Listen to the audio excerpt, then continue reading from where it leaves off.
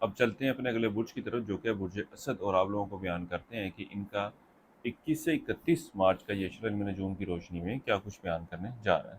وہ افراد جو 23 جولائی سے 23 اگست کے اشرے کے دوران پیدا ہوئے ہیں وہ برج اسد یعنی لیو کے تحت آتے ہیں۔ اس کے علاوہ وہ افراد جن کو اپنی درست تاریخ پیدائش معلوم نہ ہو مگر ان کا نام میم سے شروع ہو رہا ہے، تو وہ تمام افراد بھی برج اسد کے تحت آتے ہیں۔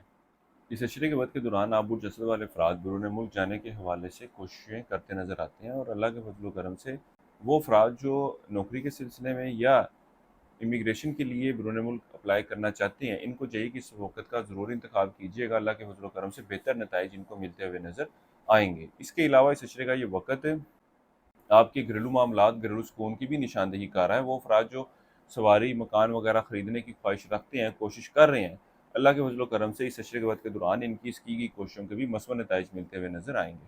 اندرون سفر کے لیے یہ وقت اتنا کوئی مناسب رہنے والا نہیں ہے، نہ ہی ایسی کوئی صورتحال پیدا ہوتی ہوئی نظر آ رہی ہے کہ جب آپ اندرون سفر کے لیے جا سکیں۔ اس کے علاوہ وہ افراد جو اسٹاک مارکیٹ، کرپٹو کرنسی، اس طرح کی دیگر ڈیجیٹل کرنسیز میں ٹریڈنگ کر رہے ہیں، اس اشرے کے وقت کے دوران یہ لوگ بھی ان معاملات سے مالی فائدہ حاصل کرتے ہوئے نظر آ رہے ہیں۔ اس کے علاوہ اس اشرے کے وقت کے دوران آپ نے غیر ضروری اخراجات کو قابو میں کرنے کے حوالے سے کوششیں کرتے نظر آتے ہیں۔ وہ افراد جو قانونی معاملات یا قانونی مسائل کا شکار ہیں، اس اشرے کے وقت کے دوران معاملات جو ہیں وہ آپ کی فیور میں جاتے ہوئے نظر آ رہے ہیں۔ ان دنوں میں آپ کی توجہ مذہبی معاملات کی طرف بڑھتی ہوئی نظر آتی ہے۔ وہ افراد جنہوں نے کسی شخص سے ادھار رقم لینی ہے یا قرض کے لیے اپلائی کرنا ہے، ان دنوں میں کی گئی کوششوں کے مثبت نتائج ملتے ہوئے نظر آ رہے ہیں۔ وراثتی معاملات کے حل کی خواہش رکھتے ہیں، کوشش کرنا چاہتے ہیں، تو ان دنوں میں ضرور کوشش کیجیے گا۔ اس حوالے سے بھی یہ وقت خاصا بہتر صورتحال کی نشاندہی کر رہا ہے۔ صحت کے حوالے سے بات کی جائے تو اللہ کے فضل و کرم سے ایک اچھی اور بہتر صحت سے واسطہ رہے گا۔ کچھ چھوٹی موٹی بیماریوں کا شکار ہوتے ہوئے نظر آئیں گے، لیکن ایسی صورتحال نہیں ہے کہ کسی ایسے مرض کا شکار ہو جائیں جو آپ کے لیے لمبے عرصے تک پریشانی کی وجہ بنے۔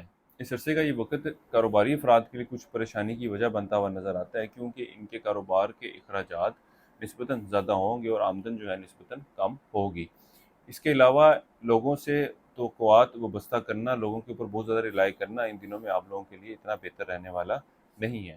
اس عرصے کے لیے ایک وظیفہ آپ لوگوں کو بتا رہا ہوں، وہ سورہ بقرہ کی آیت نمبر 156 156 21 مرتبہ پڑھنی ہے آپ نے روزانہ، اور اپنے معاملات میں بہتری کے لیے دعا کرنی ہے۔ اس کے علاوہ اس اشرے کے دوران حسب توفیق کوئی سی بھی پیلے رنگ کی چیز، جس میں پیلے رنگ کا کپڑا بھی ہو سکتا ہے، پیلے رنگ کی دال بھی ہو سکتی ہے، وہ بطور صدقے کے طور پر آپ لوگوں نے دینی ہے۔ کسی مثبت کام کا آغاز کرنا چاہیں تو اس اشرے کی 24، 28 اور 29 تاریخیں آپ لوگوں کے لیے خاصی بہتر رہنے والی ہیں۔ وہ افراد جو عشق و محبت کے معاملات سے وابستہ ہیں، ان دنوں میں ان کے آپسی تعلقات میں بہتری دیکھنے میں آئے گی۔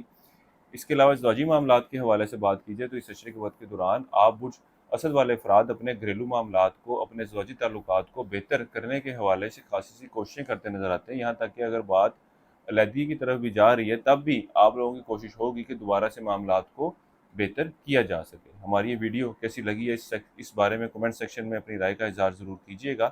زندگی کسی معاملے کے حوالے سے آپ لوگوں کو ذاتی مشاورہ درکار ہو تو ہمارے اسکرین پر دیے گئے نمبر پر رابطہ کر سکتے ہیں۔ اگر ٹک ٹاک پر ہماری یہ ویڈیو دیکھ رہے ہیں تو کانٹیکٹ ڈیٹیل آپ کو بایو میں سے مل جائیں گی۔ برج اسد والوں کے لیے اب تک اتنا ہی۔ اللہ حافظ۔